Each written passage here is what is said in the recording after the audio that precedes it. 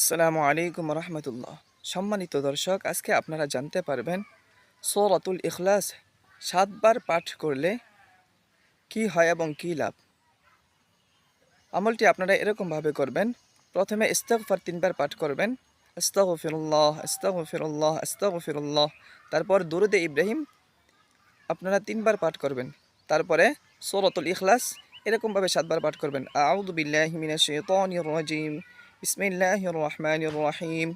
কুল হুয়াল্লাহু আহাদু লিল্লাহুস সামাদ লাম ইয়ালিদ ওয়া লাম ইউলাদ ওয়া লাম ইয়াকুল লাহু কুফুয়ান আহাদ।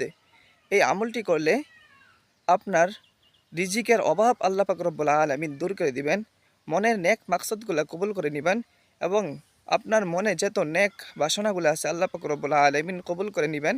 বিশেষভাবে আপনি যদি ঋণগ্রস্ত থাকেন, আল্লাহ পাক রব্বুল আলামিন তার গায়বী খাজানা থেকে কুদরত দ্বারা আপনার ঋণগুলা পরিশোধ করে দিবেন। সুবহানাল্লাহ। ভিডিওটি বেশি বেশি করে শেয়ার করে দিন।